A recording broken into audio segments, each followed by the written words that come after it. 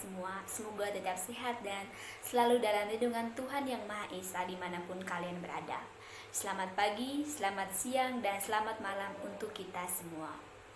Pada kesempatan kali ini saya mengajak teman-teman untuk bersama dengan saya belajar tentang persamaan dasar akuntansi. Mungkin banyak dari teman-teman selama ini mengalami kebingungan tentang persamaan dasar akuntansi. Jadi, untuk menjawab kebingungan dari teman-teman semuanya, maka mari kita menyimak materi tentang persamaan dasar akuntansi. Yang pertama, apa sih persamaan dasar akuntansi tersebut? Persamaan dasar akuntansi adalah sistematika pencatatan yang menggambarkan suatu hubungan yang ada pada perusahaan. Persamaan sederhana ini menggambarkan dua fakta. Yang pertama, apa yang dimiliki oleh perusahaan, dan yang kedua, berapa besar hutang yang dimiliki oleh perusahaan. Persamaan akuntansi menyamakan aset perusahaan sebagai aset perusahaan dengan liabilitas atau yang sering kita sebut kewajiban, dan ekuitasnya atau yang sering kita sebut modal. Hal ini menunjukkan bahwa semua aset perusahaan diperoleh melalui hutang atau pembiayaan ekuitas. Baik, yang kedua, komponen persamaan dasar akuntansi. Beberapa komponen yang terdapat dalam persamaan dasar akuntansi. Yang pertama, aset atau aktiva atau harta. Yang kedua, liabilitas atau kewajiban. Yang ketiga, ekuitas atau modal. Yang keempat, pendapatan atau income. Yang kelima, beban atau expense. Yang pertama ada aset. Apa itu aset? Aset adalah semua kekayaan yang dimiliki oleh perusahaan, baik yang berwujud maupun yang tidak berwujud, yang dapat dinilai dengan uang dan dapat digunakan dalam operasi perusahaan. Beberapa aset berwujud, contohnya uang tunai, sedangkan yang tidak berwujud, contohnya goodwill dan hak cipta. Lalu, aset umum lainnya itu adalah piutang. Piutang itu timbul ketika perusahaan menyediakan layanan atau menjual produknya kepada seseorang secara kredit. Semua aset ini adalah sumber daya yang akan digunakan oleh perusahaan untuk memperoleh keuntungan demi masa depan. Masa depan yang dimaksud adalah masa depan dari perusahaan tersebut. Aset ini dibagi menjadi 3. Yang pertama ada aset lancar, yang kedua ada aset tetap, yang ketiga ada aset tak berwujud.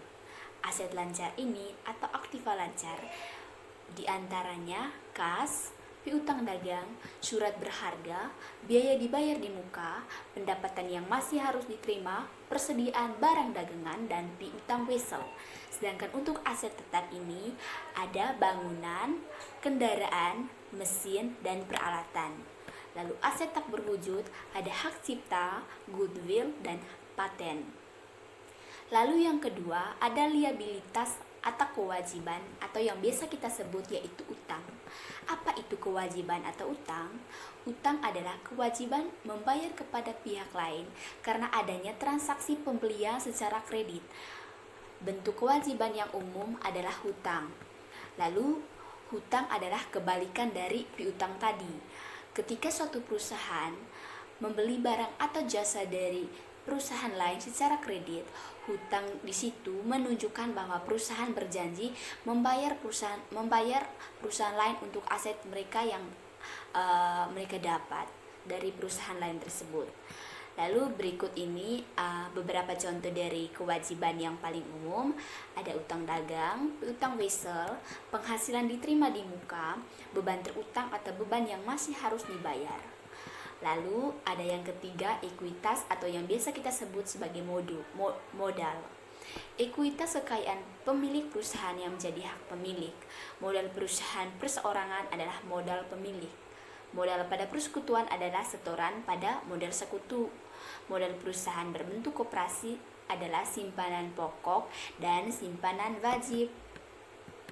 Lalu berikut adalah beberapa akun untuk ekuitas umum atau modal umum. Ada modal penarikan dana pemilik, pinjaman karyawan, pendapatan diterima di muka, saham biasa, dan modal disetor. Lalu ada yang keempat, pendapatan atau income. Pendapatan dalam hal ini adalah penambahan terhadap modal berhubungan dengan kegiatan perusahaan yang berasal dari penjualan jasa atau penjualan barang yang dilakukan perusahaan yang bertujuan untuk memperoleh laba. Lalu ada beban atau expense. Beban atau expense ini adalah pengorbanan yang dilakukan oleh perusahaan untuk memperoleh pendapatan yang berakibat berkurangnya jumlah harta perusahaan, yang berakibatnya juga berkurangnya jumlah perusahaan, dan dapat dilakukan pada saat diperoleh pendapatan atau sesudah pendapatan itu diperoleh. Lalu selanjutnya ada penerapan persamaan dasar akuntansi ke dalam soal. Yang kita ketahui tadi bahwa kekayaan yang dimiliki oleh perusahaan itu disebut dengan aset atau hak aktiva atau harta. Sedangkan hak atau klaim terhadap kekayaan ini disebut dengan pasiva. Jika aktiva yang dimiliki oleh perusahaan sebesar 10 juta, maka ekuitas atau pasiva tersebut juga senilai 10 juta. Hubungan antar dua komponen tersebut dapat digambarkan melalui persamaan, yaitu aset atau aktiva sama dengan ekuitas atau pasiva. Jadi 10 juta sama dengan 10 juta karena kedua komponen tersebut memiliki hubungan yang sama. Lalu di sisi lain, hak atau klaim terhadap aktiva dapat dikelompokkan menjadi dua macam.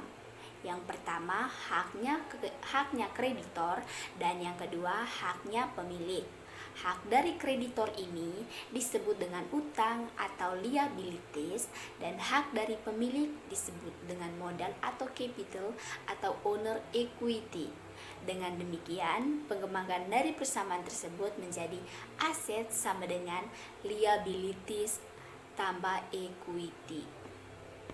Lalu dalam persamaan akuntansi, biasanya penyajian liabilities selalu mendahului capital atau modal.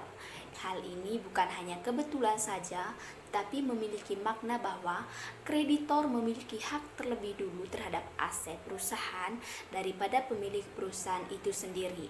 Seandainya perusahaan dilikuidasi atau dibubarkan, dengan demikian hak pemilik terhadap aset perusahaan dapat dirumuskan equity atau ekuitas atau modal sama dengan aset atau aktiva dikurangi dengan liabilities atau liabilitas. Seandainya pada awal pendirian perusahaan pemiliknya menyetor uang tunai atau benda lain sebesar 5 juta untuk modal usahanya tanpa ada utang, maka persamaannya aset sama dengan ekuitas atau aktiva atau harta sama dengan ekuitas atau modal. Jadi teman-teman diperolehlah aset sebesar 7.500. 7.500 ini didapatkan dari mana?